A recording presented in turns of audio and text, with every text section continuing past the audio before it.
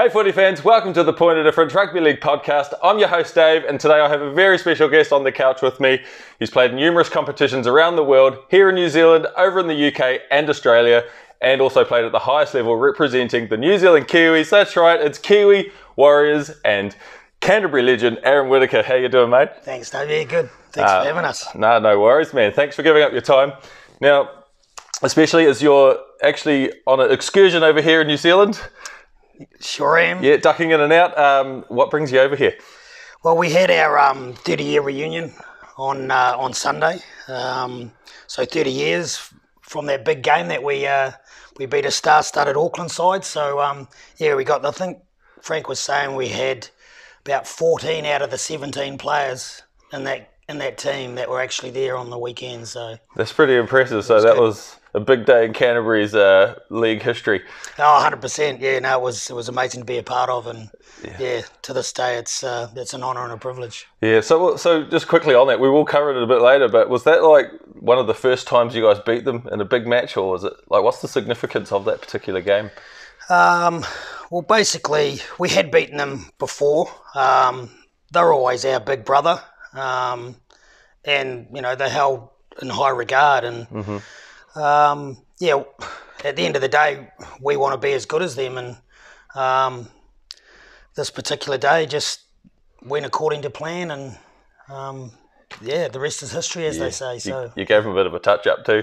Oh, just quietly. Yeah. We'll get back to that shortly. All right. So you're actually living in the Gold Coast these days? I am. Yep, loving the hotter weather. If I could bring their weather here, I'd certainly move back tomorrow. But just love the heat.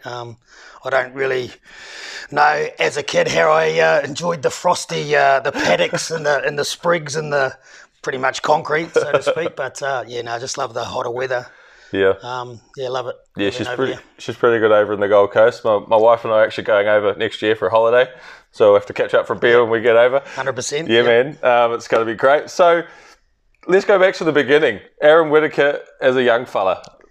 How did your footy start, mate? What was it that got you into rugby league?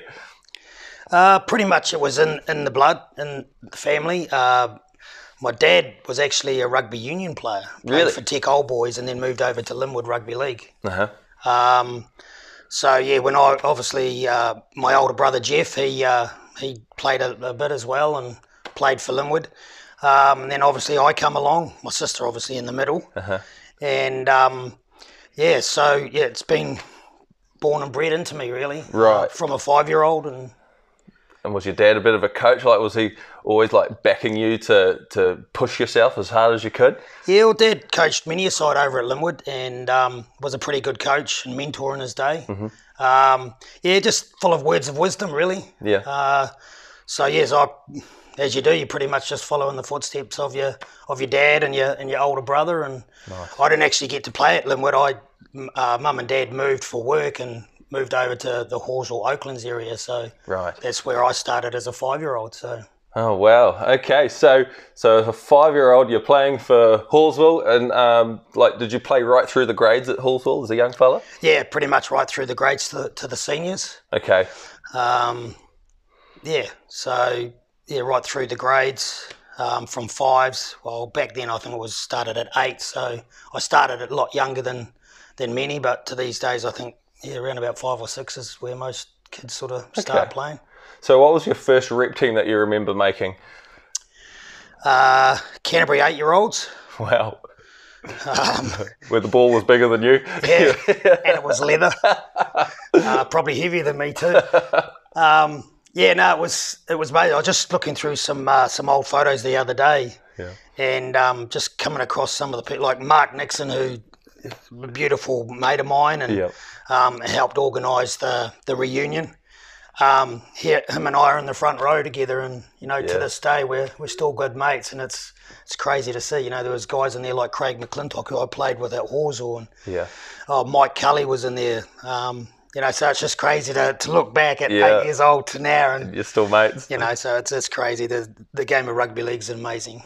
So. Oh, it absolutely is. Like, it brings so many people together, not just the people who play, but it brings communities together. You know, it brings like family together and mates and just good times, doesn't it? You know, yeah, correct. Yeah, yeah. I love. That's why I love the game. You just have to look at the Warriors at the moment and just like with them winning and just like being over in Australia and at the Gold Coast and just seeing all the publicity and the hype and the TV and how good the Warriors are going and like New Zealand's just sort of on a bit of a high. So that's just great to see. Yeah, well, even the other day I went for a walk with my wife and we're over at Littleton and two young boys, I was wearing a Warriors training singlet, you know, just out on our walk and two kids, up the Wars, you know, it's just crack up, eh? That's really taken off. Yeah. I think that's good. Absolutely. Yeah, man. Okay, so your first like sort of premier team, was that the Hornets as well? Yes, correct, yep. Okay, so what was it like stepping up, getting into that rep team like at that level for the first time? And were you also playing in the halves?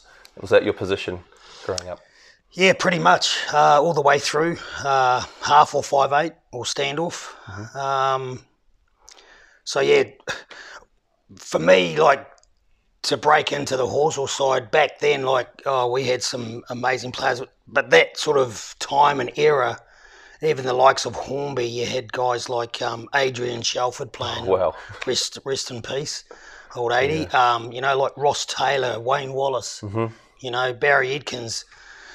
And like for Halswell itself, we had some great players there as well, you know, like we had Phil Bancroft playing. And so he was sort of kind of in my position. So like Gary Pluck, he was in the halves and a great footballer. My brother actually played... premiers as well, and when they won their first grand final, he was the halfback. So wow, so that's Jeff, isn't it? Yeah, correct. Yeah, so no, it was good to sort of fall in the footsteps of those guys as well. But it's like anything, it's a learning curve, and you just got to bide your time. And when it's ready, you got to take it with both hands, so to speak. So right. So you come in as the half. Did you like? Even through your career, did you struggle or did you enjoy going in and like barking the team around, even though you're the new guy on the block, you know? Yeah, well, at first you're a little bit standoffish because you're new to the team, but you know, with the camaraderie of the players and the coaching staff, and even more so at Canterbury, especially with Frank or under Frank, that was one big thing as a halfback that I took out under Frank was, you know, these guys need a little bit of direction.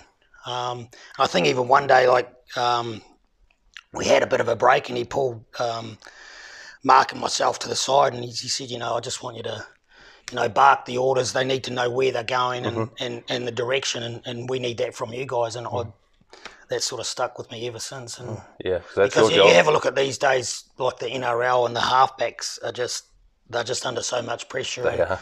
You know, if they're not performing well, they're sort of kind of the first guys to go, you know, like, so, it was a big, and, just had to, you do that for the team, and that's, so basically. You get a lot of growth out of that, though, as a young guy. Oh, 100%. You know, massive for your future, which is great. And being coached by Frank, I mean, how good's that, right, from a young age? Oh, absolutely. Well, at the end of the day, a coach is your mentor. He's like a father figure, and that's what Frank was. And he's a beautiful human being, beautiful family, the Endicott family. And, you know, you like and want to play under people like that. And that comes out in our performances too, you know. Like when a team's playing well, they normally like the coach. They love the coach. And Webby's a prime example too at the Warriors. You know, the guys love him. And and that was exactly what we had at Canterbury under Frank. Nice. Okay, so you're at the Hornets for quite a long time. Did they win any competitions back then when you were playing? We did. Very lucky. I think I worked it out the other day that I won 6 grand finals with Halswell. Wow. And then 2 with Riccarton. That's fantastic. So 8 titles. Yeah. That's a pretty decent amount. Well, yeah, it is. It's amazing, really, to be honest. But, you know, you look at the Linwood team of this era, and I think they won 5 in a row, which is it's amazing to watch. So, but just to be in a grand final was an honour, and to win it even better. There's a lot of players out there that go through their career and even in the NRL, and they've never played a grand final or never won a grand final. So you ended up moving to Riccarton Knights. Correct. So what brought about this change, and what were the feelings going to another club after being at the Hornets for so long? Oh, that's a great question. Not many people know this, and I've never really sort of said too much about it. It was a bit of a sore point. I thought I'd be at Halswell as a one-team person, but things change. I'm pretty much old school, like my dad taught me, and so at that stage, I was pretty much coming to the end, and I wanted to get into the coaching. So I'm not going to name names because it's not really fair on them, but they kind of know who they are. But when you shake someone's hand and you look someone in the eye, to me, that's sort of like signing a contract. Yep. And they said, like if you want to coach the Halswell Premier side, because at that stage, the incumbent coach was Chris Baxter, beautiful man, rest in peace. And he was looking at standing down. So I said, oh, great, I'd love to transition into being a coach. And Chris decided to change his mind and go back into the coaching. They said, oh, well, we're going to give it. And that's fair enough. Like, I understand he was the incumbent coach, but just the way it was done, I was a little bit gutted because, as I said, I'm from the old school. Yeah. And so I decided to go to Riccarton, and a few Halswell guys had actually been to Riccarton. So a lot of guys that do transition, and it just seemed like Halswell to Riccarton, like, didn't sort of kind of go anywhere else. Maybe a couple to Linwood and that. And so I followed in the footsteps of Daryl Hawker, Gary Pluck, Andy Moore. They sort of kind of went, to the Knights, and I just thought they were a side that when I played against them, there was always a couple of players that you had to keep an eye on. Yeah. And that was Shane Tamatea and Vince Fuddy and Joe and Cole. And so, I just thought going there, like I could have probably gone to another top club, but that's just not me. So I went there, and within the first year we made the Gore Cup, won the Gore Cup, which is the bottom four, because unfortunately Riccarton was sort of there or thereabouts down the bottom side of things. So it was great to sort of go there, and at the end of the day they really only needed a boost of confidence, and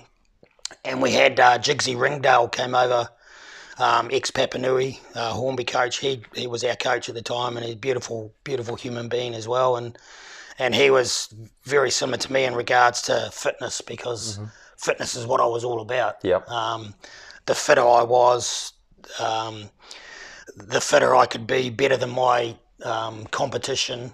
And Jigsy had the same mindset in that. And we were very fit at that Riccarton side. And so we won the Gore Cup the first year, and then 2002 was outstanding, and we went through. I think we only lost one game. Wow. And won the grand final, and, that's amazing. And beat Linwood in the grand final. Our record score, I think, was 54-12, if my memory serves me correct. And that's amazing. I was quite lucky because I actually scored 5 tries that day. So wow. But I've got to thank my forwards that laid the platform and everybody else around me. It's just I'm all about team and. Well, if the team's all doing the job, the halfback gets the opportunity to shine. I mean, we've seen it with Sean Johnson, seen it with Stacey Jones. If you're behind the pack that's going forward, and you've got the fitness, I mean, you make way better decisions when you're fit. You can make that extra tackle. All those things. Absolutely, are so important parts of the game. Okay, so it didn't take you long to get noticed in your younger days. Because you got selected in the New Zealand Schoolboys 15 years team in 1983, going all the way back. Yeah. I was born a year later, just saying. And you were named Canterbury. Me feel old, Dave. Feel old. You were named Canterbury Rugby League Schoolboy Sportsman of the Year in 1984, so a couple of really big years for you. How did that feel for a start, and what opportunities came from there? Yeah, it was amazing. I can remember quite vividly where it was up in Rotorua. Mm-hmm. And just to hear your name called out as a schoolboy Kiwis, it's a dream come true, because that's, as a young fella, that's what obviously that's a stepping stone onto the bigger and better things. But just to hear your name called out, and Kevin Oro was another one. That particular time, I think we had Rodney White. He was playing at Marist. He was selected, and Peter Beck from Hornby. Yep. So and obviously the big name of Kevin Iro. So yeah, he's a bit of a gun. He was that big back then. So at 15. So wow. But yeah, no, that was an honour and a privilege, and obviously to be schoolboy sportsman of the year was great as well. Pretty amazing. A bit of an honour, yeah, 100%. So did you actually want to pursue a professional career when you were young? Like, was that like the dream, or were you like, just doing it because it was fun, or was it like, no, I'm going to go for this? I always had that in the back of my mind, is that's what I wanted to do. And a lot of players lose the sight of what you're doing, and fun is. I always look back as I enjoyed it. Having fun, but yeah, definitely if I could make a job out of it. Yeah, it kind of wasn't a job, to be honest. It was something that you loved doing. So, yeah. So, because I was born in that sort of era. Was it possible to actually play as a career? Like, because professionalism's changed so much since that generation. Like, even in the New Zealand competition, did you have to play and work sort of in that era? Yeah, definitely. So sort of leading up to it. Obviously, as a young kid, that's what you want to do. But the money just wasn't around like it is today, and you sort of shake your head in the dollar figures that get bandied about. But it is what it is, and just got to move on. But I left school and then went into the banking industry. So I was a bank teller at originally the post office back then, until they corporatised to become ANZ Post Bank. Right. And then that's when I wanted to go further and just play footy, and that's when I ended up going to the UK and playing a little bit over there as a youngster. So is that like sort of the flow on from making that 15 years team in 83? It's like the flow on getting up to that next level and heading over to, you went to Chorley Borough, is that right? Yeah, I did. Unfortunately, they're not in the comp anymore, which is a bit of a shame because they were a good little club. But that time was 89, 90, and I just sort of started to make the premiers, the Halswell premiers at that stage, and we had Gordon Smith, ex-Kiwi, ex-West Coaster, beautiful guy. I actually got to see him in the weekend and went up and said g'day to him and just said thanks for everything he did for me, because like he was Kiwi back in those days, and to have someone like Gordon as our coach, I was a sponge. I just watched him and I listened to him and just learnt some things off of him that were just outstanding, and not just like from Gordon, like that, like you're talking 1983, 1984. Well, I was a ball boy down at the Addington Showgrounds back then, with Mark Nixon of all people, know. So he was on one side, I was on that. Sometimes we were together, and we just learned our trade from the people that we were watching. Like back then, it was amazing. Yeah. You had Kiwis in the Hornby side, like I mentioned before, like your Ross Taylors, your Wayne Wallaces, your Adrian Shelfords, like Marty Creaker, Barry Edkins. That was just Hornby. And then you had Easton, you had Alan Rushton, like even Marist had Skippy O'Donnell. And, Bruce Dick. I could just ramble off the names, like Steve Campbell, Dick Nataki, the Rangahooners all, coming through from Easton. And, we had some good players, at Halswell as well, like names I said before.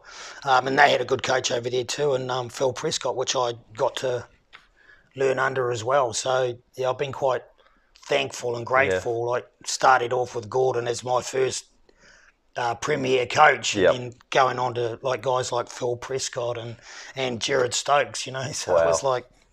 amazing names in there. Yeah. Okay, so in 1990, you got selected in the Canterbury Reps team, which got to take on the touring British Lions side, and you beat them.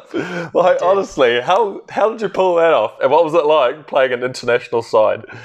Oh, it was great back then, to be able to play the likes of Great Britain or the British Isles. I'm very lucky to get selected because there was a lot of competition around then. I had the likes of Neville Woodham at Hornby, and Justin Nixon and Mark Nixon also at Hornby, and then Justin Wallace over at Linwood. so there was a lot of, opposition out there that, so I was, again, thankful and privileged to get selected. And, again, that was my mentality, like we were talking about before, about being fit and being, well, in my case, I wanted to be super fit because I just wanted to, be able to impress, and as the fitter you are, the more you can do. So I think I had a pretty good year, and to be selected for the Canterbury side. But to play against Great Britain and beating them, and that's unreal, eh? Yeah. So especially a touring side. But back in the day too, like I can remember as a ball boy, like they the South Island sides were selected, or Canterbury, and they'd play against Australia and France, and I can remember being ball boy, and the South Island side upset quite a few touring sides. So it was just great to be part of that history again. Yeah. From the people before us that laid the pathway for us, and to be a part of history and beating the English side was amazing. But again, we very similar to '93. We just played so well on the night, played as a team, and that's amazing, eh? So like when you were coming through, like, so you get into those rep levels, you don't have to be humble here. Were you one of those like flash players? Did you consider yourself like, no, I'm a good halfback, or were you more in that mindset of, I'm a grafter, I'm just doing my hardest, I'm training harder to get to that next level, to beat everyone else? Or did you just have that natural talent? I wouldn't say I had the natural talent. I just worked hard for everything I had, or was in front of me. So I'd like to say a bit of a grafter, to be honest. Like going through, learning all the skills and drills with your coaches, and that all sort of goes into your memory bank. And it's there for you to pull out whenever you might need it. But it was just the fitness side of things, whereas I knew if I was there or thereabouts, you do shine because you're doing more than your opposition. You're doing, you can hit up more tackles. So you are sort of kind of standing out. Yeah. You can hit that hole when there's half a gap, and you've got the energy to get through it 100%. At pace and hit that ball. Yeah. And I look at today's game, and the bigger bodied players are sort of slowly getting, drifted out, and you've got the tall, chiseled athlete that are amazing and fit, and and that's where, like, I always had that mentality, like if we had to go into extra time, I knew that I would be there at the end. Cope. And so if obviously it's an 80-minute game, so I would train for 160 minutes. That's amazing. So it's just So what did you do? So you would have had your club training, and you would have had your, whichever club you're playing for or rep team. What did you do extra behind the scenes to make sure you were always at that peak fitness? Well, basically, I'd actually bike to work. I worked in town, so I'd bike all the way from Halswell in the morning, 5 o'clock in the morning, and I'd go to the gym. So I had, as a young fella, I had a Kiwi jersey on the side of my bed, and I had this saying, it says, "How much do you want it?" Oh, that's awesome. And if I didn't want to get out of bed, I'd just turn over and go, "Oh." And that was there as a reminder to say, how much do you want this? Like, get out of bed, get on your bike, and I'd go to the gym 4 or 5 in the morning. And again, that was my mentality, because I was thinking, well, what's my opposition doing? Yeah. He's probably still asleep in bed. That's right. So I've got one over him already. And it's cold in Christchurch. 100%. And raining and windy. So, and that's pretty much how I sort of thought, and my mental aptitude. So, but just doing those little extras, like just biking to work, like a lot of guys would be hopping in their cars to go. So I would do that pretty much every day. And then I'd be biking home. So Monday, Wednesdays, Fridays, I'd do that because we would be training Tuesdays and Thursdays with the footy team. But again, I'd still bike to work, knowing that I'd done a bit extra, that I've got to go to training, do the training with the boys, and then Saturday was game day, and Sunday was like a recovery. Yeah, need that rest. That's actually part of training. People forget that. Like, I'm a marathon runner, so is my wife. Sometimes you need to know, got to let the body recover so you can come back fresh and go again. Yeah, good stuff, man. Okay, so 1991, you get selected for the New Zealand Colts, coached by the man, Frank Endicott, playing with the likes of Fetu Taiwa, Mark Nixon, your mate, Sidiru, Jason Lowry, a few big names there, and you beat the touring French side. I mean, that's pretty amazing again. So for those who don't know, who were the New Zealand Colts? Like, what team were they? And secondly, how did it feel to be selected again in the black and white jersey? Yeah, no, it's always an honour and a privilege to wear the fern. But yeah, that was a special game because we even had Walter Wilson was in there as well. So there was the three of us from Halswell. So there was myself, Fetu, and Walter, as well as like Mark from Hornby and co. So to be a part of that again, and again playing against the touring French side, and to beat them was great. That's amazing. Yeah. I'm actually gobsmacked at how many, because since I've been doing a lot more research on like your generation type of players, there's just so many provincial sides that have beaten touring national teams. It's quite unbelievable. It is. The standard of provincial rugby league back in the 80s and 90s was quite phenomenal. Absolutely. And I look back too, and I think, especially with the touring sides, because they were a strong side, but at the end of the day, like we wanted it. We wanted to win. We wanted to beat them. Yeah. So was their mindset thinking, we're just playing a so-called provincial side. In this particular case, I think it was like the Colts, which is around about 2021, pretty similar to this day and age now, because you didn't really hear or have like rep sides like the Colts and that until this sort of come along. But yeah, to play against them, it was like all our eggs in that one basket, and wanting to win and doing it for each other. Whereas their mindset was, we're just playing a midweek side and things like that. And I look back to so when we toured with the Kiwis as well, which will probably come up.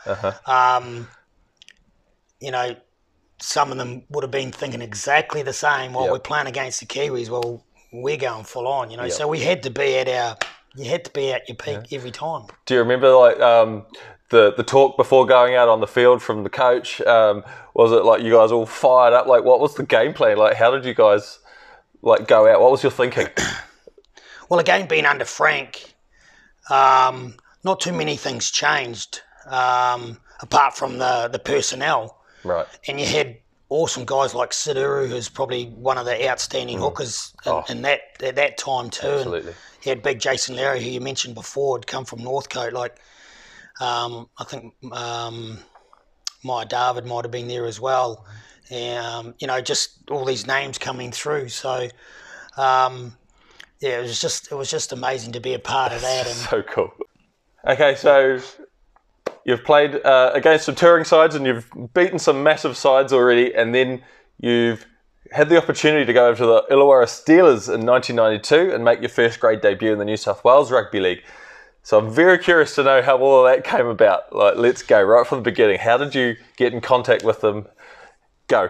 Yeah, well, obviously the Kiwi Colts, which was 1991, and so we were kind of out there in the limelight or in the spotlight, TV, whatever. So, and scouts are always looking.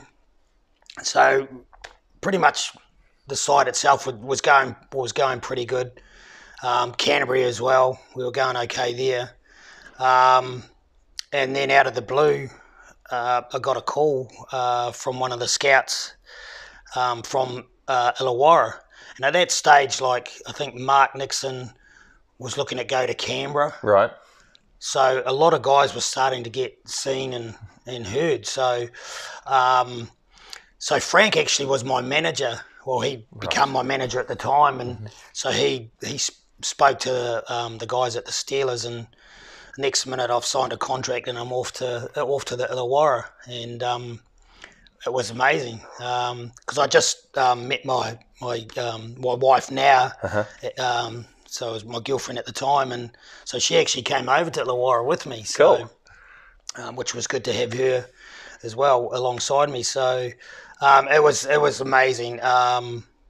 To be honest, for me, Illawarra, I wouldn't say they made me, because I was already made, like playing for Halswell, Riccarton and Canterbury and that. But I feel that I wouldn't have played for New Zealand if I hadn't gone to Illawarra. And is that because of just the next level elite training and I mean, obviously the New South Wales Rugby League was huge. Yeah. The Winfield Cup was massive back then. And you're going into a team full of stars of like Mary McGregor, Rod Wishart, John Cross, Brett Wadwell, Craig and John Simon, you know, Ian Russell, massive players, 100%. Right? These guys, I'm pretty sure they made the finals that year. They were up there. We did. Yeah. Yeah. Well, I didn't sort of kind of know. I knew of Rod Wishart, Alan McIndoe. They'd both played for Australia and State of Origin. I think Mary was just sort of starting to make a name for himself there. Ryan Girdler was young up and coming through. But just sort of going over there, and I thought I was fit. Obviously very fit for here, but not as fit for over there. And when you've got like sand dunes like right at your back door, and like New Brighton's probably the furthest beach for us to go to, which we would go to now and then, but and do the steps up Rapaki and all that. But just to have like the sand dunes, and they've got a nice little course that sort of gives you a very good blowout and hit the old lactic acid and that. And so I became even fitter. That's amazing. At that stage too, we had obviously Johnny Cross was in the halves as well, but we Illawarra signed McNeil from Balmain, and he was a freak with regards to fitness. So I'm up against these guys, and I'm going, oh, geez, well, I've got to get up there. Yeah. So it definitely helped me. And we had Graham Murray as the A-grade coach. Yes. Once again, rest in peace, old Muzz, because he was brilliant. And we had John Jansen, who was our reserve grade coach as well, ex-St George player. So we had all this talent in coaching, and then all these players come through. So I think like with Paul McGregor and that, and Johnny Simons as well. So because that year John Simon went on to play State of Origin. Yeah, he had a very good season. So I was sort of knocking on the door. Like I got a few first grade games. I'll never forget my debut against Canberra Raiders of all. Tell us about that. I definitely want to hear about this. So back then, like you'd play a 4-game of reserve grade. And if you played well, then you got an opportunity to sit on the bench for A grade. And that was like, amazing. You might not even got on, but, it was still there. And this particular day, so Canberra at the now Wynn Stadium, and Illawarra flogging Canberra.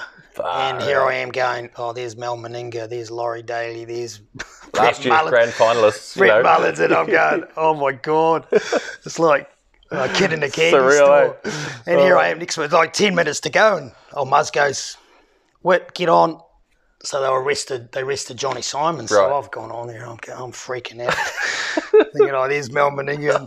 But it's sort of, once you get on there, it goes away, and then your mind's back on the job. And I think the first touch of the ball, I called a particular move, and Sean Hoppy, good mate of mine, played for the Kiwis. He was on the left wing. For the Raiders, right? Yeah. Yes. Super fast, but I knew his agility wasn't always the best, like having to turn around. And so I've called this move to go to the blind side. So I've come from the open to back to the blind, and I've seen Sean up on the line. I've gone sort of to Johnny Cross. I'm sort of giving them a nod, and I've just put a little kick in behind him, and he couldn't turn and get to it, and Johnny Cross, and it was like the first touch of the ball, and the commentator said, this little sheepdog from New Zealand's just come on. I think it might have been Fatty Vaughan, actually.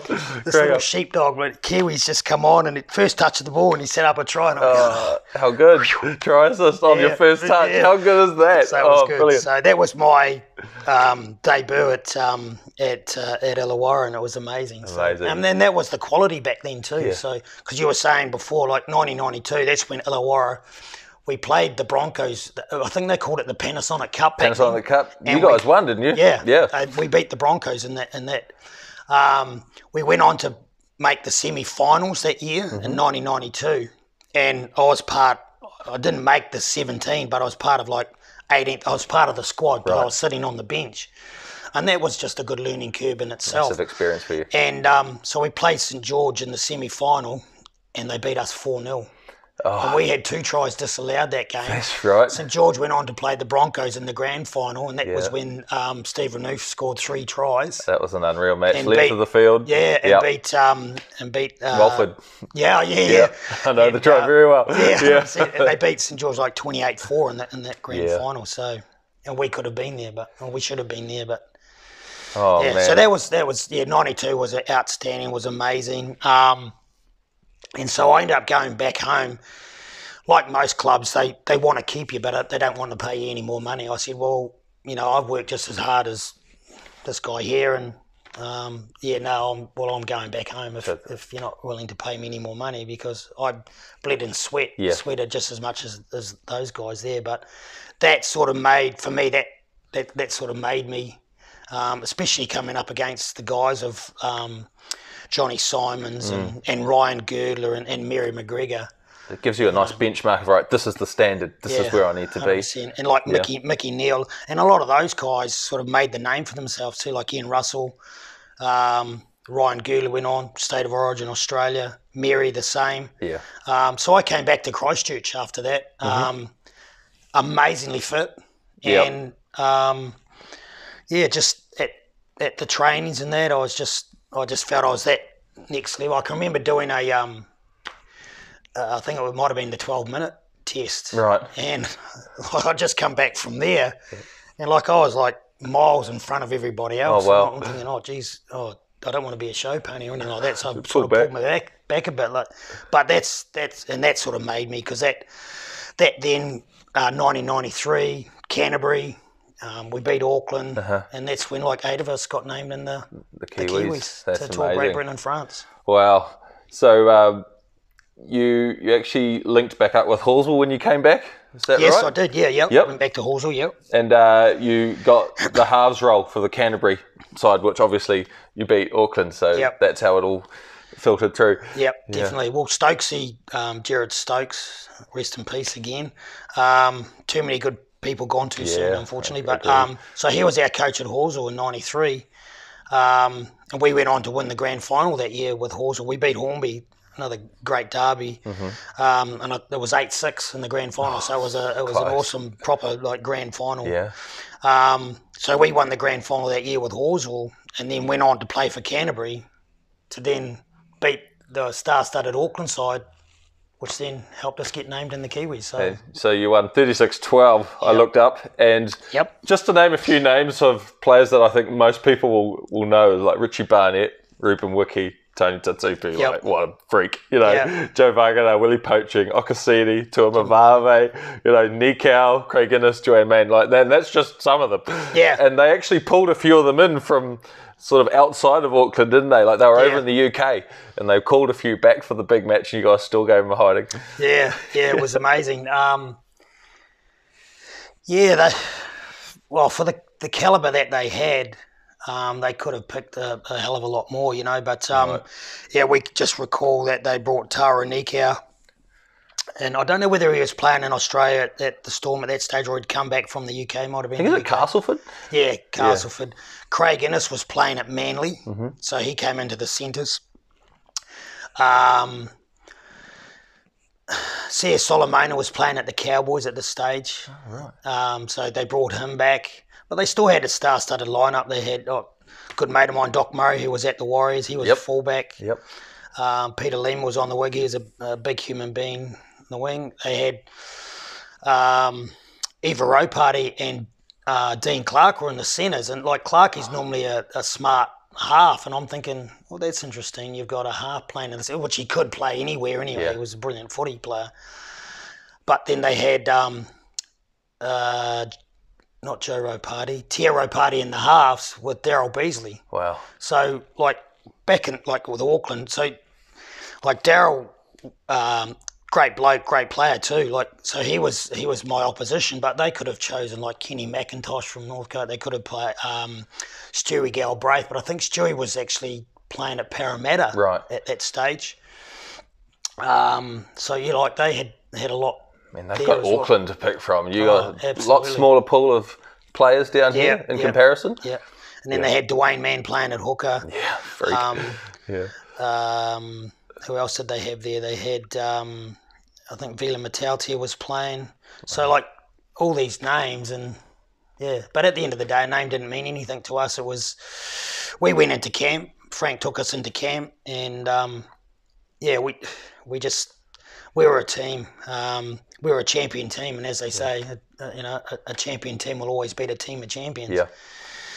And they were champions in their own right, but we just played together as a team. Everything just went according to plan, and yes, 36-12. Pretty big scoreline. Did you get amongst the points yourself? No, I don't think I did that particular day. I wasn't goal kicking for Canterbury back then, like Cully was. But at the end of the day, you've got to be selfless. Yep. It's a team game. Team game. I think I watch a lot of stars these days, and it's more about them as an individual, but we kind of weren't like that. Yeah. We just played for each other. I had your back, you had my back. And it was great just being at the reunion and seeing all these guys, and like my prop mate, Ronnie Samanu was there, and he was taking it up for us, so just to see those Stewie, like Brent Stewart, just putting their body on the line, to get us that yards for our, flashy boys out the back to score, like Blair Harding and Brett Roger and co, and Fedu and Mike Doreen, who were playing on the wings in that particular game. And so, it was outstanding. Yeah, it's definitely one that you're very proud of. I can see it's all over you. Yeah, 100%. Yeah, it's just great to be a part of history and a team like that. Yeah, where does that rank at all your moments when you've got so many outstanding achievements? Is that like up there with your top few favourites? Oh, yeah, 100%. Yeah. Yeah, definitely way up there. Obviously, making the New Zealand side and having my name called out on TV, and back in the days, you didn't get the phone call. It was on the TV, and the names come up, and I can remember vividly sitting with mum and dad, and the name come up, and I was like, oh my God. Those Next mornings. minute the phone went. It was like, all those mornings of waking up, looking at that Kiwi jersey, paying off right there in that moment. Yeah, that's amazing. So that's a really good segue actually to talking about your Kiwi selection. So 1993, you called up into the Kiwi squad for the Tour of Britain, and you made your Test debut. Picked ahead of Gary Freeman, I might add, to take them on. Yeah. And you played, I think, about 9 tour matches on that as well as your Test debut. Yeah. So, what was it like getting your jersey? Who presented you with your jersey, and what was that moment like for you? That's a good call. Trying to bring back the memory strings there. Pretty much, like, we didn't have family with us to be able to present the jersey. I think at that stage it was pretty much Howie, who was our coach at the time, presenting the jersey. But it was amazing because it was myself and Denwar Johnson, who's a good mate of mine, that got selected as well over Dwayne Mann, and so there was the two of us pretty much on debut. So big boots to fill, and obviously Wiz and Wah. So, just to get that, it was like a dream come true. You know? Man. Well, it was a dream come true anyway, getting selected. But to get a Test debut, and it was just like, and as Quinton puts it to a T, you just want to bleed black and white, and that's all you want to do, So it was just a great honour and a privilege to be able to put that fern over the left-hand chest and over the heart, and do it for everybody else back home and your family and friends. And well, as a fan, we all appreciate it, especially when we know like the passion, how much work has gone into a player making that elite level. Yeah. Like I get pretty filthy at people who are so hard on players when they might lose or make a mistake. It's like, do you have, like say as well, I'm a runner myself, so I know how much time and effort goes into training, and I just run. Like imagine having to tackle and beat your body up so hard just to get kind of some negative comments you get, but I think it's just amazing that you can get to that level. Oh, absolutely. Yeah. Did you enjoy a total side note? Do you enjoy like that contact though of rugby league, or were you more of a I'll do my best when it comes to tackling, or because you could tackle, man, you could tackle really well. No, I loved the contact, and I think that came about as a young fella, like that journey of you're 5 years old coming through. I wasn't very big as a kid. You know, and you're playing against a lot of the island boys who are a lot bigger than us. Yes. So I think that in some way paved a way for us. Like even though we were a lot smaller, it certainly helped in the education and the tackle tech, and like these guys are a lot bigger than us. So it's no use going up high. They're just going to go see you later. So, and my dad always, and I remember to this day, like my dad would always say, around the bootlaces, boy. Right. Around the bootlaces, they can't run without their legs. Simple. And it works. Yeah. You know, nowadays it's all different with the boss and chop and trying to control the ball. And I still think that first contact has got to go low. They can't move forward. You know? Well, you're sort of kind of beside each other anyway, so that guy's going to communicate with you, like he's going to have the ball anyway, so they can't get the unload. And that other guy that's on the other side, the opposite of the ball, he's got to go low, stop their momentum. You know, so I look back at that and as a young fella, and you know, just and like a lot of back in the days too, like I was in a lot of teams that we weren't crash hot. Like the grafter, like you were saying before. So, and we would play a lot of bigger sides. I can remember like playing against Terry Hermanson. Legend. Love the Rock. Yeah, the Rock. Yeah. It was brilliant. No, even back then, and guys like Shane Everest, who had the ability to go all the way himself. I think he played junior Kiwis. And Andrew Vincent's, and you know these guys, and like we would get pumped by 60 or 70 nil, but I think at the end of the day, the lesson that I learnt was you never gave up. Yeah, that's it. You know, and your perseverance, and I think that helped, as well as playing against the bigger guys. And so, I didn't mind the contact at all. I actually loved the contact. Just hardened up. I find a lot of league players say, I love the contact. Yeah. That baffles me because I hate the contact. I got absolutely chopped to bits at school when I was playing. So getting back to your Kiwis debut, that was a great segue. What was it like running out the massive... Was it a big crowd? Yeah, well, it was actually at Leeds, at Headingley. So the week prior to that, we'd played Leeds at Leeds. And I think that helped me with the selection because Leeds had Kevin Ira was playing for them, Gary Schofield, Ellery Hanley, all those big names, amazing people, and we beat Leeds 36-6. You got a try. I did get a try. You did. I did. And I was named man of the match. And I'm thinking, oh my God, well, you know. So and that was the whole thing. You just wanted to play well for yourself, for your family, your mates back home, and obviously for the team. And so that sort of progressed into then being selected for the Kiwis. Right. And I was only with Gary Freeman probably 2 or 3 weeks ago. I don't have a bad word to say about him. I love the whiz. He was one of my idols growing up. Right. Clayton Friend was another one. Yep. You know, Shane Varleys, the Ron O'Regans, the Shane Coopers of this world, you know, so, and like Gordon Smith. So I've sort of followed them a lot too, you know, so. They were in Balmain back then, weren't they? Yeah, Wiz was at Balmain, but so I was with him. He always brings it up at the luncheon saying that I took his spot and he was going to be the most capped player, and I said, well, mate, I was just there and I did my job for the team, and you know, I didn't sack you, it was Howie.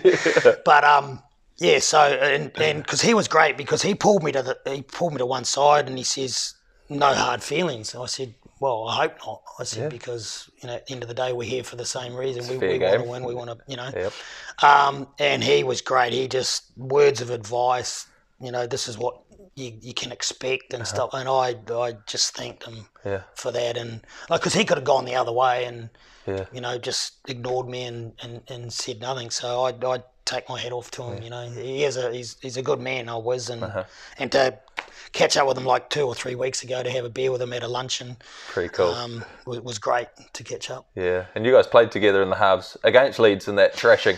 Yeah, you guys played really well. And I think that's where the combination was just starting to come, because I could play six as well.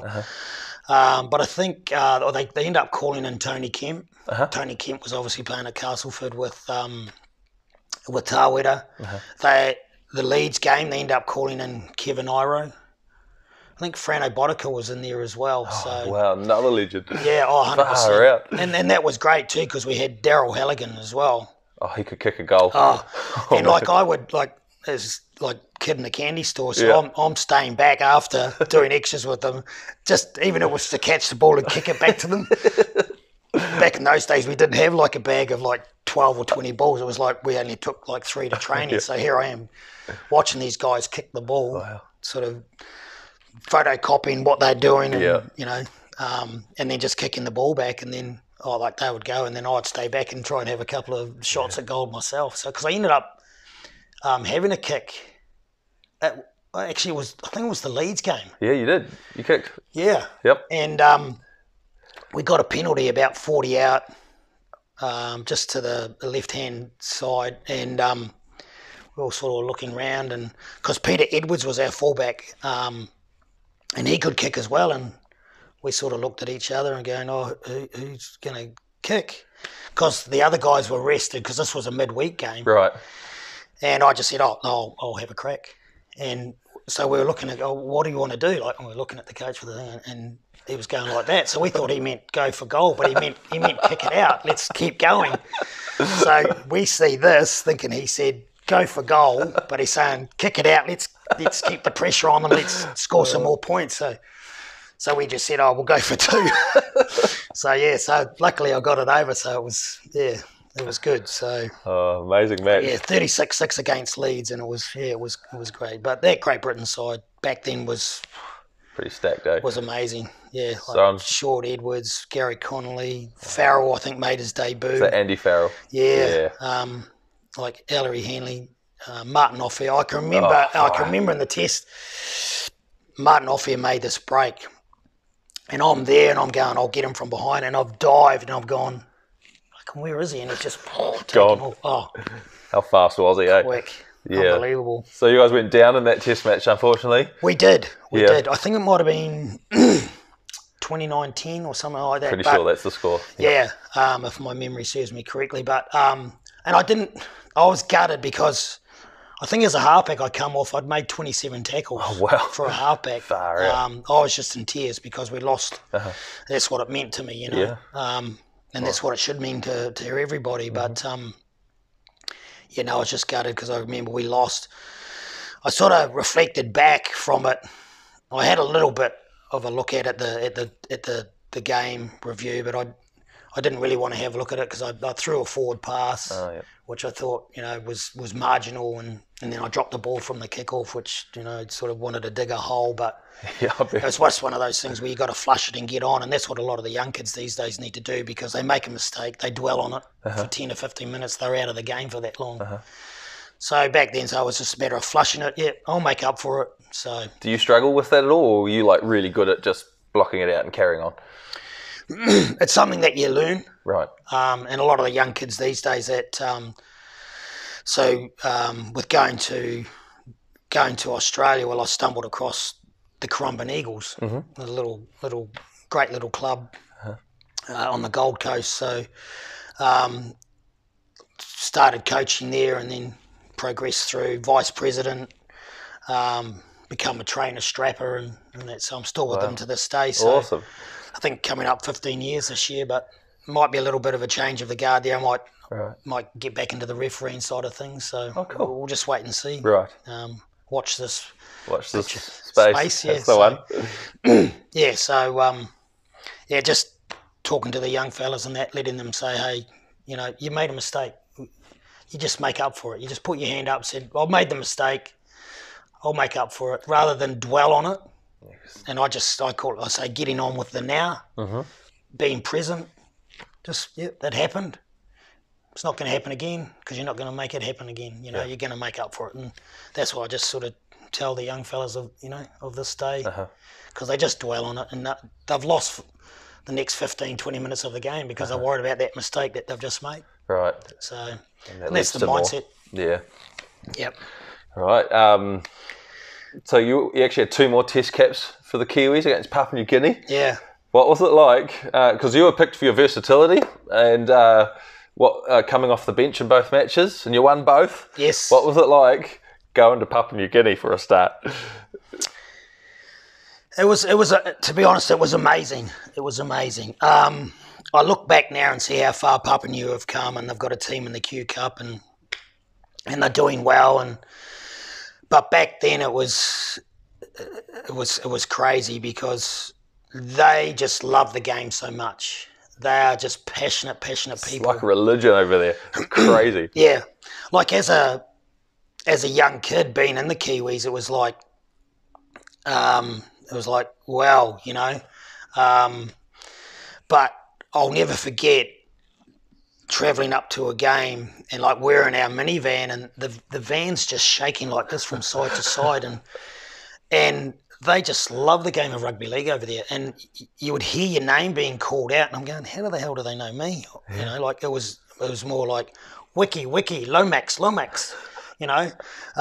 they're just wanting to like hey, they just wanted to touch you, It was like, and the smiles on their faces, it was like the game of rugby league gave pride and joy to these people, and they just wanted to be a part of it. They just wanted to touch us, and like our bus was just rocking from side to side because there was people on both sides, like, Wiki, Lomax, and it's like, oh wow, these people are amazing. It's just great to see that and the happiness that it brings to a lot of people. I mean, that people will walk like to a village to see the one TV when there's a big game on, like a test match, like the World Cup when Papua New Guinea play. Well, there was one stage there we were playing Port Moresby.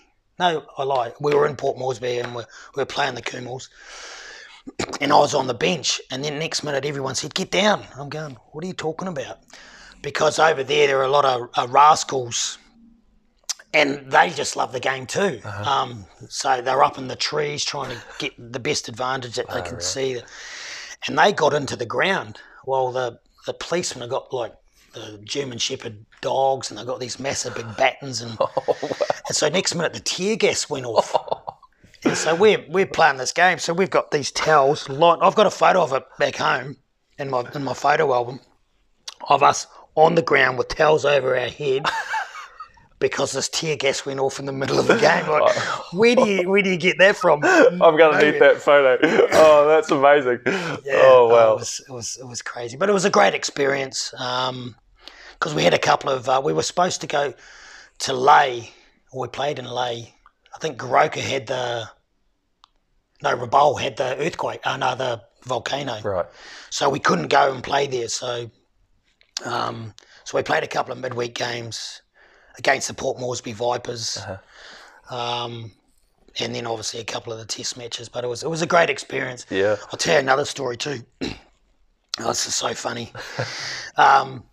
So obviously during the day we were training our complex, and this particular day we were going to see the Azaru Mudmen, and they wear these big mud hats. Yep. Obviously. Similar to the Maori culture where they do a bit of a dance for you, and so we were going in we had our minivans going to the Zaru Mudmen. What was that? Way out in the Wop-Wops. And it's the first time I've ever seen the Mad Butcher and Frank go white.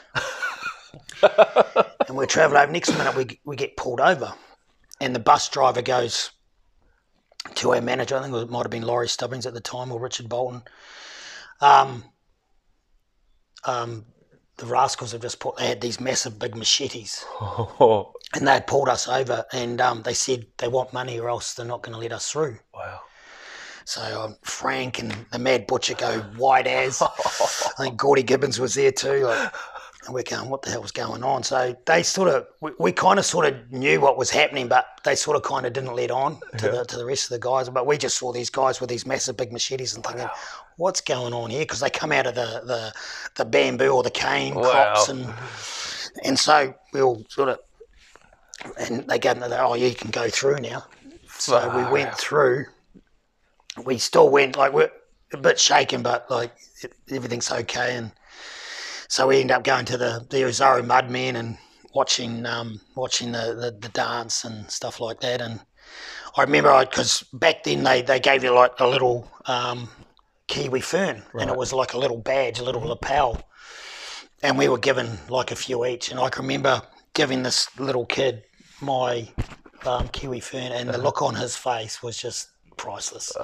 It was like I'd given him the world. Wow! And I just gave him this little badge with a kiwi fern on it. It meant the world to him.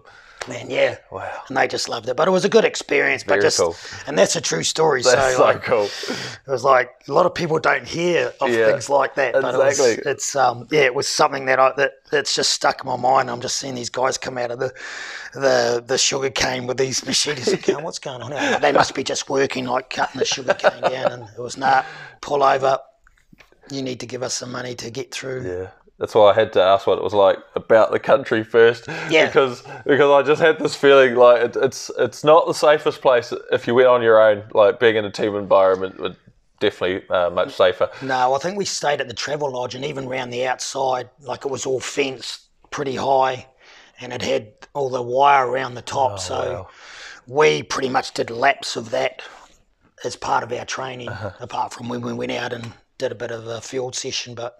That's crazy. That was great because I remember, because I think it was Ruben Wickie's, he was debuting as well. That was 94, and that was when he first come into the Kiwis then. So it was great to see Rubes in there. And so you toured with the likes of Halligan, Terry Hermanson, Sean Hoppy, Kearney, Wickie, Ridge, Nikau, Gene Namu. You know, what was it like playing like with such a star-studded squad? Like that had to be good. You know, just. Did you all gel like quite nicely as a team? Yeah. Again, we're under Frank, so and that was the beauty about Frank. He just brought us together. We loved him like a dad, and he was brilliant. And he just I think every team that I was in with Frank, we were such a close knitted team. That's an amazing attribute as a coach, to always bring your players together, because so many different personalities. You've got loud ones, quiet ones, shy ones, the jokers, and you somehow bring you all together. Absolutely. Well, I had Mike Doreen was in that side as well. Oh, wow. So another Canterbury boy, Fedu. Yep. But it was amazing because I was playing at Wakefield back then. Yes. So 94, 95 was when I was at Wakefield. And so I flew over on the same plane as Toots, because Brendan Tooter come over. Because I think they played a pre-season, well, not a pre-season, but they played an earlier game in either Darwin or Cairns that I can recall. But Toots and I we were coming straight from the UK. Yep. So they were going up there to get used to the heat. And I think Quinton, he either broke his arm or he got badly injured, so he was ruled out. But Toots and I met them over in Papua New Guinea for that. But it was just great to be a part of that. And like the names that you just said, like again Terry, he was from Eastern. Yep. Sort of Papua New, even the Parklands. I can remember him playing for Parklands back then. Right. So it was good to see another Cantab. I think he might have been playing for the Roosters at that stage, or was he playing for? He would have been South Sydney. He would have been South Sydney 93, 94, I think. Yeah. So and like Sean. And we played against a lot of these guys, like Sean Hoppy and Jason Larry played for Northcote. And again, that 94 was like when the Lion Red Cup started to take off. So I knew a lot of the guys through that. And then just obviously watching them playing, like Stephen Kearney, he was Wellington. Obviously Rubes up in Auckland. Even like with Ridgie, like All Black back in the day, like. He was a competitor. He was brilliant, Gene Namu. Yeah, it was crazy to be a part of that, you know. So and who was your roommate while you were out on tour? good. I think in Papua New Guinea we roomed by ourselves. Right. We had our own rooms. But Great Britain and France, I roomed with Mark Nixon. So Right. Oh, it was mate. good to room with Harry. So we sort of kind of knew each other, from the Canterbury days, and just that combination. Yeah. So it was good. It was just we had that understanding. I would sort of get the forwards to an area on the paddock, and then I'd just, you want it now, Harry? And he would say, yep, I want it Call now. an So eagle. I'll just bang, get it to him. So Nice. we had that trust and that faith and just that combination. And you'll see in a lot of the games that we played for Canterbury. So it's like the halves were still the same. So you've got that. It's a good nucleus of already a built platform for your team basically. And like we had Phil Bergman there as well that could have fitted into our spot anytime. Like Justin Wallace was another half. Like he ended up sort of transforming into a good winger. Right. And even Phil Bergman ended up transforming into a great winger when he went to Catalans. Wow. I think he was the leading try scorer as a winger. Wow. He was funny at the catch up, saying how easy it was out on the wing. He's like giving the guys like Mike Doreen and Fidutara a hard time, saying how easy it was out there, and so it was good. It was good, a bit of friendly banter. That's good. Got to have the banter. So you mentioned you went to Wakefield for one season. Yeah, well, I'd signed a 2-year contract actually. It was sort of 94 and 95, but so I stayed there. Actually, I was supposed to stay there till 96 as well, but I got an early release. I just wasn't enjoying myself at Wakefield. Right. People are lovely. People are great. Their fans over there are just next level. Yeah. A lot of fans from here and around the world could take a leaf out of their book, and they're just beautiful people, and they're just passionate about their club. And I'll never forget when I was playing at Wakefield, and what's that? And they were chanting, and I'm going, what the hell rhymes with Whittaker? And they were going, ooh, Whittaker, so Whittaker. And I'm going, what? It was just awesome to be a part of that, and just to hear your name and that. So I loved Wakefield, beautiful little town. We struggled. So back then, so I normally had 3 overseas players. So there was myself, David Bailey, come from Auckland. Right. So I played with David Bailey, junior Kiwis, Kiwi Colts and that. Yep. And against him when he was playing for Auckland. And we had Robert Peaver, so he was a big dude from Wellington and Taranaki, and who played a few places around there. So that was our 3 quota. And we'd catch up with a lot of the other guys, like the Shane Endicotts and Tavita Vicona and my Dawa that were at Hull, and a couple of other scatterings of Kiwis around the joint. Yeah, there's plenty in the UK. There's always quite a few over there.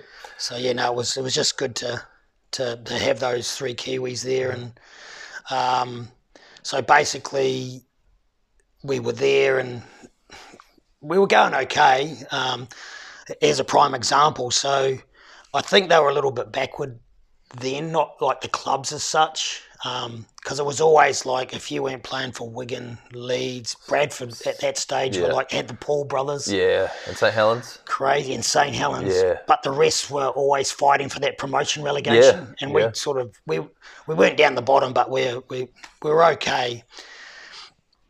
And so I just said I wasn't really enjoying it, so and the Warriors had come into the competition in 95, and because I was in the UK, and I saw the big opening on TV over there, I thought, how cool is that? Jeez, it would be great to be a part of that. So I just rang Frank and said, look, I'm getting out of my contract. Is there any space at the Warriors? If you need me, I'd love to come. And then next minute on my plane, going to the Warriors. So I was there 96, 97 and 98. Is this getting towards the end of your professional career now? Because they put you in as the reserve grade captain. Yes. So how did that come about? Were you actually contracted to the top squad, or were you brought back to play as the captain of the reserves? Yeah, no, I was part of I think it was the top 30. But not many people realise this, but So Shane Endicott and myself, obviously we played in the halves together, but we were pretty much sent there to help the younger kids. Yeah. And not many people know that. Obviously, we wanted to play well and play for first grade. But we were there because we had the young Colts coming through, and like we had some big names there, like Alwi Lautiti, Monty Beetham, Henry Farfilly, Stop it. Ricky Henry, Yep. David Solomona. So they were all coming through. Stephen Buckingham, Ben Lyth, they were all coming through. Ben Lyth, I remember him. Yeah. Yeah, no, great little player, old Benny. Like I ended up playing against him He was too. a half, wasn't he? Yeah. Yeah. Yeah. So that was pretty much what we were there to do, and I think we achieved that in spades. And again, just with my mentality and being fit, and because I think there at one stage, like I had the record for the beep test. Oh, wow. At the Warriors. I think I hate the beep test. Well and truly Brutal. been beaten now, and even like the pull-ups and that, because we had Phil Blake Yes. was playing then, and Greg Alexander had come over. Yes.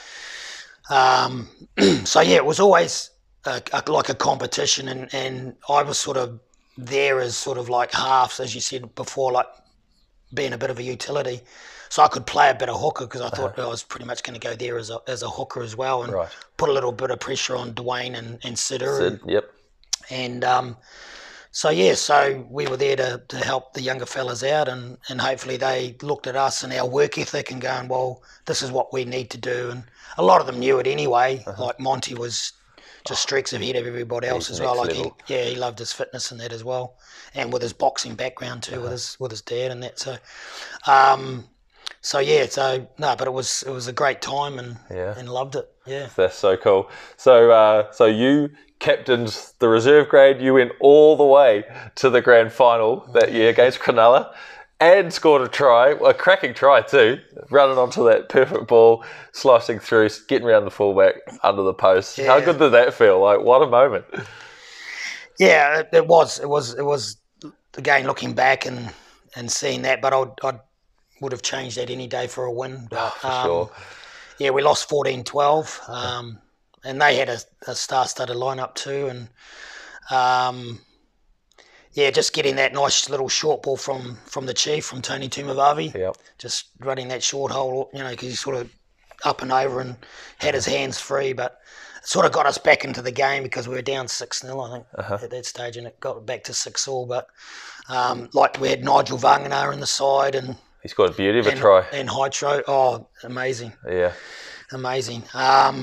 Just to fall short by the 2 points, it was gut-wrenching. Yeah. We had a couple of tries disallowed, I think. In the first half you did, I believe. Yeah. And again, I can remember watching Frank on an interview, and there was a particular touchy called Calvin Weeks, and he was just renowned or known to wanting to be on TV and wanting to put his little bit in the game, like rather than letting the man in the middle control the game. So he's come on, and because we've put a bomb up and Doc's come up, and he was always great under the high ball. And he got the ball back and scored, and he's come on and said, oh no, he got taken out, blah, blah, blah. And we're going, what? Yeah, and those were the days before the video ref, so 100%. That was it. Yeah, so we couldn't challenge it because it wasn't even kind of around. Well, it was around, but we were told we couldn't challenge anything for that final because apparently it was only reserve grade. But it would have been nice because I definitely thought it was a try, but it could have been the difference in the game. But unfortunately, we lost, and you just got to learn from your losses and that. We went back the following year in the Super League. And made the final again, but got outplayed by a classy Canterbury Bulldogs side, which was again stacked with stars. So. But it must have been a very wonderful honour to captain the first ever Warriors team of any grade in a grand final, let alone back-to-back. Yeah, That's absolutely. A pretty awesome honour to have. Oh, I think to be a leader and a captain of any side is great. Did you embrace being captain? Yeah, I think looking back now that, always great and an honour to have the C beside your name, but it's still a team game. So you're really just the man that's there, that if there's anything that goes wrong, question, with integrity and honesty, without, bringing the game into disrepute or any way. Because the boys are there, they're doing their job. So it's kind of like just making sure everything's cool and we're going okay. And if there's times where you've got to make a decision and, obviously you've got the management and the coach up top, he's looking around, seeing if anyone's fatigued. He needs to come off, we'll put him on, things like that. So it's really just game management on the ground. Right. Still having the eyes and ears of the coach and the staff up top. But so, it's always an honour and a privilege to be the captain. But we had an awesome side. Did. Very, very good side.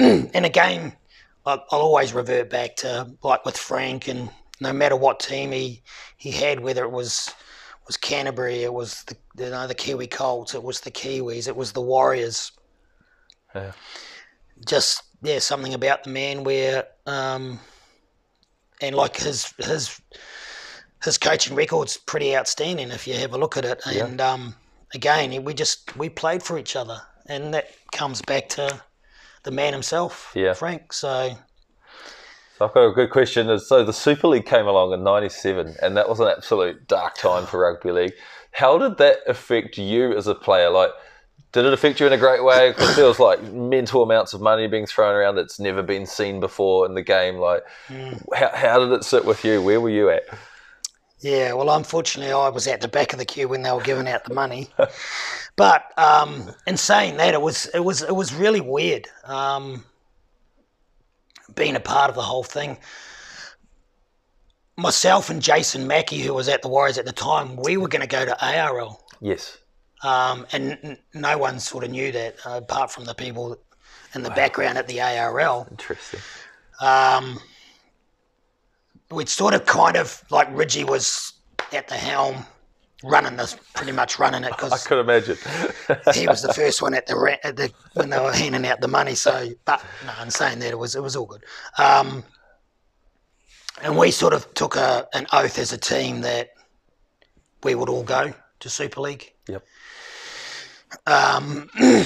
So I swallowed my pride a little bit, and like you, being a historian in rugby league, like the ARL, the NRL. So I kind of wanted to go there because I knew all these guys were going to get a lot more money than what I was.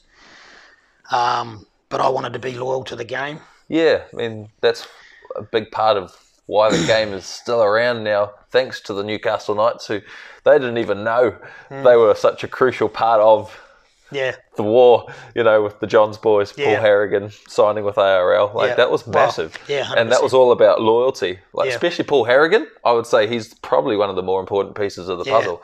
Whereas the Johns boys, they were ready to go to Super League. And so, I can understand why you'd want to, being a bit more old school, especially towards the end of your career, you're thinking, no, this game deserves to be kept intact, 100%, and it owed me a lot. I didn't owe it anything, It's been a major part of my life. So, but that was my decision in wanting to go to the ARL. And as I said, it was only Jason Mackey and I that were there. But we went with the team consensus to go to the Super League. I suppose it's a little bit like the Live Golf at the moment, where money talks. And so is that kind of why the Warriors went the way of Super League? I mean, obviously, if you can make more money, it makes sense. But there was the issue of it was breaking the game apart. It was. Yeah. It was. Sort of looking back now too, like obviously everything's sort of smoothed over and we're back to where we are now. But definitely, money had a lot to do with it. But it was interesting though, because back when we played in the grand final, so I think the semi-final we played the Roosters. And I was up against my old teammate, Johnny Simon, was playing for, he was the halfback. Johnny Simon. Nice to get one over him. Yeah, it was, because I hit a field goal. We won the game. Nice. By 1 point. And up against Johnny before he then ended up going to the Warriors himself. Yes, that's right. So, so it was good then. And then we played the Broncos. And again, they had a star-studded lineup. Like Tony Carroll got dropped back to reserve grade. That's not fair. a And beast. Paul Hoff, a big tall giraffe of a fullback, he got brought back from A grade and that. And Nigel Wagner was up against Tony Carroll and just made him look silly. Scored 3 tries. Wow. So we beat the Broncos. I think it ended up 28-4 or whatever the scoreline was then. Unreal. And we went in to play in the grand final. So good. Yeah. Unfortunately, went down again. Yeah. Oh, mate, that had to hurt. Yeah, it did. It did. But it's good to see a lot of the young kids coming through, like under Ackers at the Warriors. Yes.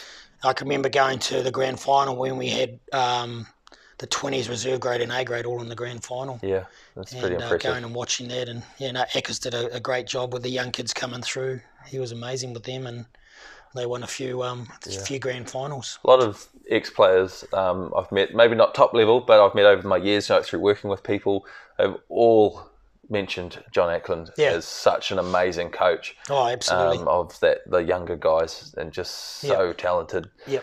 You knew how to manage these young guys and get them up to that next level. Absolutely. I think he was a teacher by trade. Right. So he had those facets about him, like in regards to how you treat and how a young kid thinks, and he was amazing too. Just because we're up in reserve grade, so just watching how he worked, and he was brilliant. Amazing. So 1998, that rolls around, and as you said, Sidiru got injured, and you got a really nice run of games, about 6 or 7 in a row, playing at hooker for the Warriors, and you kicked a winning field goal and got a try against the Canterbury Raiders. Pretty decent day for you. It was. It was a crazy time because I'd actually gone back to Halswell, and I was playing for Halswell, and I got a phone call because I think Sidiru was injured. I think Shane Endicott might have been injured, and Gene Namu. Yeah. And so I sort of covered all their areas. I think Zane Clark was playing at hooker at that stage, come from Wellington. Good little player himself. And next one I get this phone call saying, would you be able to come up and help us out? At that stage, I think it was maybe only for 4 weeks, and I was working for Crown Removals at that stage. Right. And so I had to speak to my boss, Athel, and said, look, this is what's happened. Can I go, sort of thing? Because obviously they were paying my wages and that. Yeah. And Athel was a mad league man and a good Halswell man himself. And so he obviously asked the hierarchy, and they said, no problems at all. So, but I think the 4 weeks ended up going to maybe 8 or 9 weeks. Yeah. I was probably playing the best footy ever. Really? Yeah.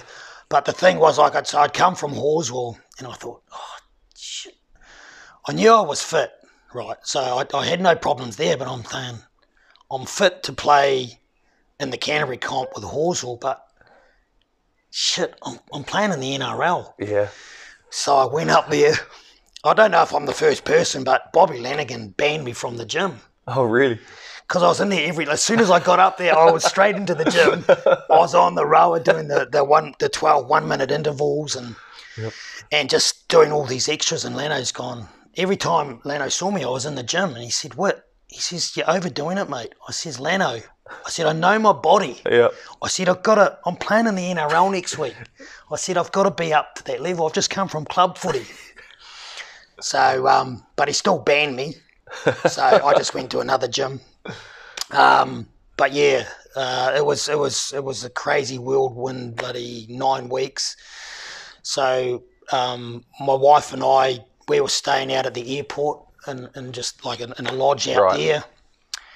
And it was probably the best 9 weeks I had. I was a little bit gutted at the end of it because in my mind, I was still playing for a contract. I thought if I played well, why not? They might still sign me up. And yeah, I was going pretty good. Yep. I think the first game we played at Newcastle,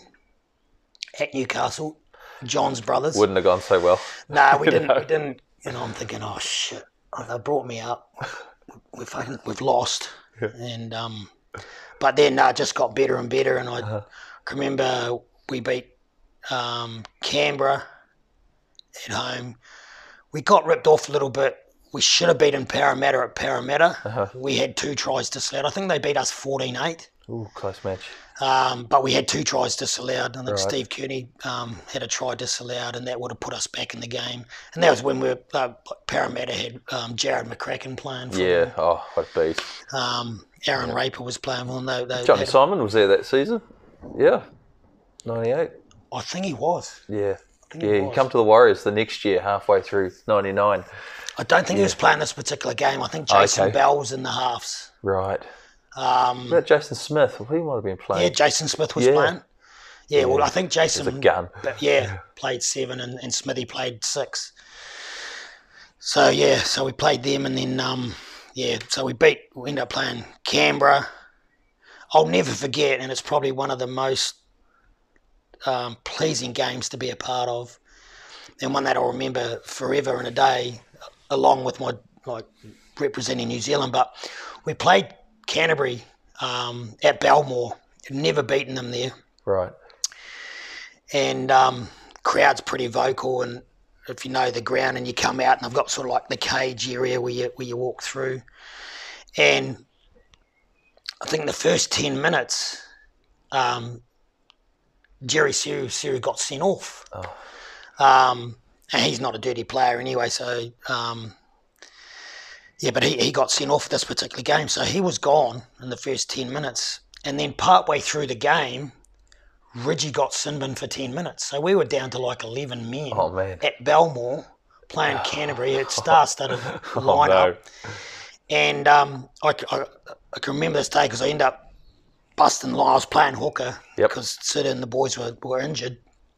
And I made this break, and who was on the outside of me was Stacey. Good old Stacey. And I was try assist to Stacey, and we beat them 20-8. Unbelievable. With, at that stage, 11 men. Unbelievable. And I can remember coming off, I just had nothing left in the tank. And obviously they give you the stats at the end of the game, and I'd done 45 tackles. Wow, man, if you're playing NRL fantasy, that would have been a good score with the line break and the try assist. 100%. And it was just rewarding.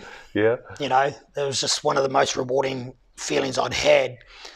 Man, they went to the grand final. Yeah. That's unreal. Yeah. And we beat them 20-8 at Belmore and with 11 men. Obviously, Ridgie come back on, but to beat them with 11 men was outstanding. And then it just got better and better because when we beat Canberra at home and then we beat Penrith at home, and I scored my first try. Yeah. So it was like, that was crazy. Yeah. Because, and the old man, obviously following his boy, and obviously back then we weren't allowed to bet on ourselves, but, family and friends probably could. But, and so he said he put $10 on me, and he got $250 back. I was playing 25-1. The old warhorse, 25-1, bags the try. So you got to love it. It was great. So, there was that moment there, but another sort of awesome moment was we were playing Wellington at Rugby League Park, and there was a particular period in the game where we'd kicked down. I'd made the tackle on the fullback, and then I made 3 or 4 tackles in a row. And then Earl Varr was playing for Wellington at that stage, so he went on to play rugby for Samoa, and good little player in his day. And he's gone to kick down. Well, I've just made the 4 tackles. I've got out of marker, charged it down, got the bounce of the ball and scored under the post. How good. I went, How and good. that was, and to me, that was like that fitness that I did. Yeah. You know, that extra effort that a lot of players don't do these days that, they should be doing. Yeah. You'll hear a lot of coaches nowadays talk about the 1%ers and that extra effort. Yeah. I chased the kick, I made that tackle. Yep. I didn't need to make it, but you were there. You wanted to make that effort because that's what it was all about, that 1%. And I think nowadays there's a lot more of that. They talk about that effort on effort on effort. Right.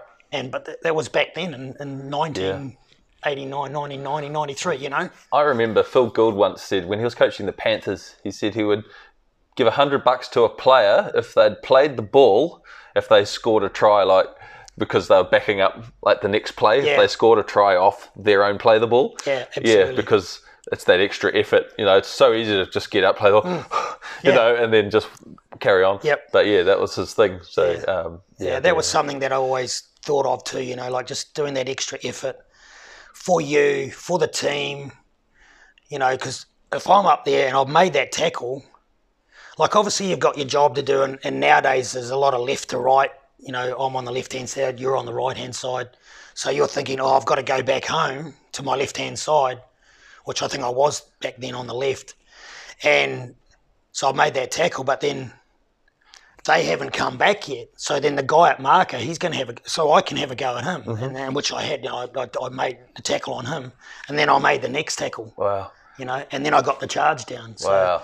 I could have thought, oh no, I'm not going to do that. Done my bit. Obviously, you don't want to sometimes over chase, but you've got to think like that. And like back in those days when, you know, we had good thinking loose forwards as well, and some of them will go, well, Witt's there and he's making that tackle there. Well, I'll just go and stand over there and cover him for a bit. Oh, now he's made 3 tackles. I'll stay here for another bit longer. And then I can come back, and then he can go back into the middle sort of thing. Right.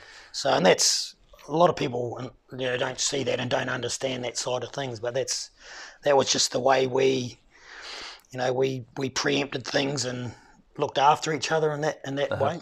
Because a lot of players these days are, I'll make that tackle, but I've got to go back home to my left-hand side because if they then go down there, well, I'm not there. But I mean, you've got good thinking loose forwards and that. Yeah, just work around with each other. Yeah, cover that line. And that's pretty much what we did as a team and as a group. So good. Right. So you've pretty much got to the end of your professional career at this point. You finished up with the Warriors in '98. Yep. Didn't get that contract, unfortunately, to keep going. So you come back home to Canterbury. I did. And you helped the Halswell Hornets go back-to-back grand finals. How good's that? Yeah, no, it was great. And it was something that I just as a playing group was awesome. But for me to where I'd been, because I was a little bit down on myself. I wouldn't say I was depressed, but it was hard because I'd been up there and then I was coming back. But at the end of the day, it was a reality check for me. And I'd look to myself and I always say, why did you play the game? Yeah. And it was because I loved it. And I was talking to you about it before, about having the fun, and I loved it. So I changed my mentality of, what am I doing back down here? Yeah. So I changed that and I thought, well, why did I play the game? I loved to play the game. Yep. So it was fun. So I had that sort of mindset to go back to Halswell after doing what I did up at the Warriors, and I felt I did my job and the club proud. Yep. So I had to sort of change that mindset of like being up there and being held on a pedestal and fans coming up to you and signing signatures and stuff like that. So, and I said to myself, well, I'm a leader, so if I've got a shit attitude, then it's going to filter down to the boys. So fair enough. I think Stokes, he might have been coaching us. It was CB then. So I just changed my train of thought and go, well, I've got to show these guys that if I can do it, you can do it. Follow me. Yeah. You know, and that's sort of how I looked at it. And we went back to back, so it was amazing. It was great. But I guess over time, when you've spent that time back in your more local competition, you sort of get that pride back in playing for your local side. Absolutely. And then all of a sudden it does, you know, obviously your leadership came out, you led the guys in. They've got this gun back in their team. They're probably thinking, right, we need to bring ourselves up to Whitty's level. Yeah, 100%. Yeah. Yeah. Well, as they say, you're only as weak as your weakest link, or strongest as your weakest link. So, well, that's what I like to think, that they wanted to come with me, and you know, and if they could venture on to bigger and better things as well, you know, they could. And that's so cool. You can play a part in other people's journey, you know, and you've got all this knowledge and experience to impart on these younger guys, and that's huge. Like that must have been massive for Halswell to have your back. Yeah, absolutely. And then when I transitioned, went over to Riccarton as well. So yes, and that was when you had your massive points haul, 32 in the grand final. That's pretty amazing. Because I don't think I scored many at Halswell. Like I might have kicked a few goals, but to score 5 in a grand final, that's pretty unheard of. Back in the day, when as a ball boy and you're watching these guys and you see Gary Larson from Hornby as a forward scoring 3 tries in a grand final, you never would think that, I'll beat his record by scoring 5. You know, that's crazy. That's unbelievable. It was an amazing sort of period of time, that 4 years at Riccarton, No regrets at all? No, not at all. No. Not at all. No, can't regret doing that, and it was just great to see like the stalwarts of Riccarton and like Mrs. C, rest in peace, Jimmy, rest in peace. You know, to see the hard work that they had put in to, you know, like, back in the day they were Waimakariri Riccarton. Right. Or it might have been Waimakariri Lincoln. Oh, wow. If you look back in there. So for them to get a premiership was and to be a part of it was great. That's awesome, man. So is there any player that you would say is just like one in particular you loved playing beside at any stage of your career? Geez, that's a hard question. To be honest, that's a very, very good question. It's hard to sort of single one person out. If I could, it would probably be Glenn Coughlin. Right. A lot of people would probably be going, you know, but his ability to be cool under pressure was amazing. Yeah. We used to call him the Iceman. Right. But, you know, Coggy was a brilliant individual, but it's a team game. So, and I firmly believe that, and Frank's always installed this into us, that you play well as a team, you'll shine as individuals. Right. And we did that all the time.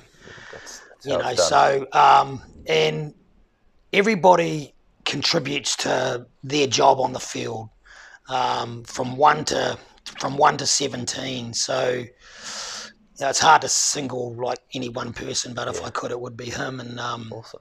It was good to get him from Parramatta and get him to come to the Warriors. It was only for a year or so, but then he went on to play rugby for Canterbury, and he's just a talented human being. Like I think he might be still off scratch at golf, and oh really? Yeah, so he could have gone that way, and you know, it was a bit like me too, to some degree. Like as a kid, I loved my tennis, I loved my softball more than the cricket side of things. I know my brother played a bit of cricket, but I was more softball and tennis, so I could have gone either way with tennis.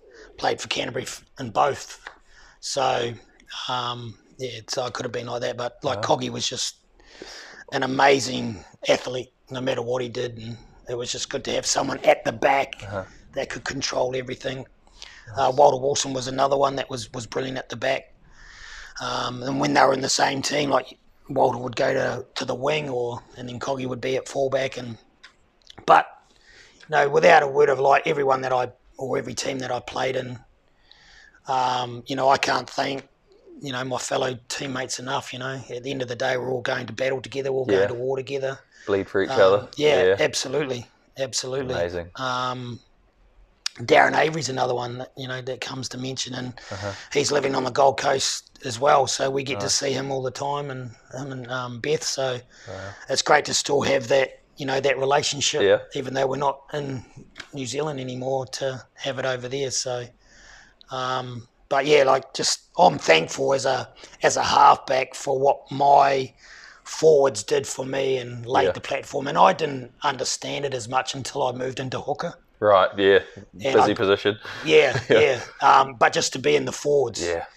And you could always see, like, at trainings, like on different occasions, like the backs would give it to the forwards because, you know, like the back, we've got to pack the scrum and you've just dropped it on the first tackle, and it's like, but yeah, no, it was good to make that transition from being in the backs into the middle, and just getting that appreciation for what the backs and the forwards do for each other. Yeah, was a great thing to learn, and I just take my hat off to everybody that played in the forward pack and did the hard yards and laid the platform and the foundation. So they don't always get the accolades, the forwards, but they do all the grunt work, make the superstars look amazing. Absolutely. Yeah. Absolutely. So speaking of going into battle, you went into battle with your son, the Currumbin Eagles, I believe. I did.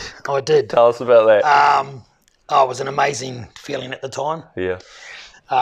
So at that stage, I was 48 years of age. And in Australia, you've actually got to get a doctor's certificate if you're over 30, unless you're playing masters. But so this was A grade this particular day.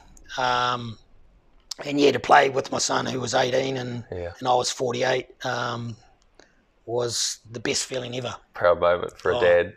Has to be. Absolutely. Yeah. It would be nice if he's still playing now, but he's doing very well with his digital media and gaming podcasts and that as well. Awesome.